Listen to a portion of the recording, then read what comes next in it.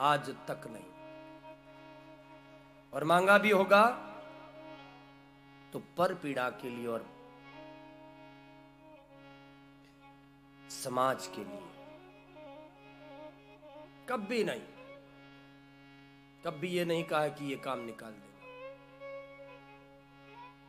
क्योंकि वो उसकी व्यवस्था के अधीन है ही नहीं। पहली बात तो आप समझ लो, प्रारब्ध तो राम के बाप को भी भोगना पड़ा है तो तुम्हें और मुझे भोगना ही पड़ेगा।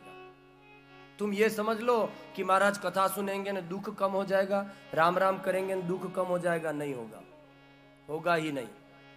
क्योंकि राम राम करने से दुख कम होता तो राम का खुद का दुख कम हो जाता। राम राम करने से तो फिर महाराज छोड़ दे राम राम करना, अगर दुख कम नहीं हो तो ये तो सारी जनता भ्रमित हो जाएगी कि महाराज मना कर रहे हैं कि राम नाम से और कथा सुनने से दुख नहीं हटता है, पाप नहीं हटते हैं, तो फिर क्यों करें? वो इसलिए करो कि प्रारब्ध में पड़ा हुआ दुख जो तुम्हें हर दिन परेशान कर रहा है ना, वो कथा और राम नाम से वो दुख तो रहेगा, लेकिन दुख में दर्द नहीं रहेगा। ध्यान रखना, दर्द को सहन करने की और दुख को देने की, देखने की दृष्टि में बहुत बड़ा फर्क आ जाएगा। इसलिए तो मीरा ने कहा, वो सुख पर पत्थर पड़े जो राम हृदय से जाए, अरे बलिहारी उस दुख की जो पल पल राम रटाए।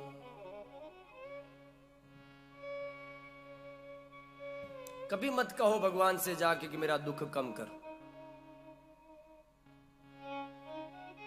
उसे पता है प्रारब्ध तो तुम्हें भोगतना ही है हर हाल में।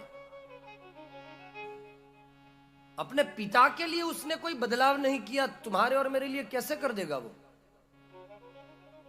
और वो भी एक दो माला और एक दो भजन और एक दो, उसमें तुम क्या सोच रहे हो पूरी व्यवस्था बदल जाएगी? हो 2 माला करने से तुम्हारी व्यवस्था माला माल हो जाएगी, ऐसा मानना है? बैंकों में थोड़ा पैसा बढ़ेगा, घर बन जाएगा, गाड़ियां आ जाएंगी राम राम करने से और हनुमान चालीसा से, ये नहीं होगा। किसी ने कहा है तो भी मैं 100 विनय करूं, प्रारब्ध दुख जो है वो प्रारब्ध का विषय है, और प्रारब्ध तो भगवान ने खुद ने भी धरती पर आकर अंगीकार किया है, इसलिए उसको तो भुगतना ही है समय तक। तुमने बैंक से तो लिया, रुपया उठा लिया है, और तुम कहोगे कि हम किस्त न भरें और बैंक से हमें नो ड्यू मिल जाए? संभव है ऐसा? अगर दुख भोग रहे हो तो पाप कट रहे हैं, और अगर सुख भोग रहे हो तो पुण्य कट रहे हैं। सोच लेना बैलेंस क्या कम हो रहा है। वो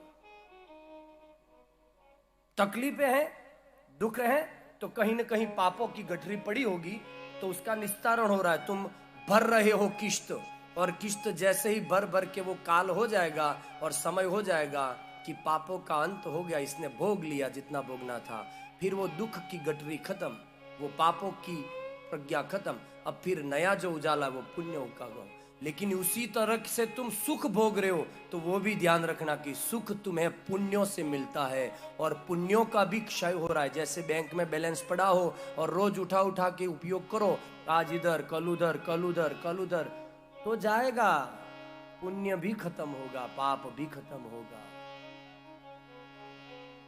स्पष्ट कर्म का सिद्धांत यही बोलता है। कर्मयोग नहीं बोल रहा हूं मैं, कर्म का सिद्धांत है ये। कर्मयोग तो भगवद गीता का कुछ और ही है, उस पर तो गहन चर्चा अगर 9 दिन तक पूरी हो तो ठीक।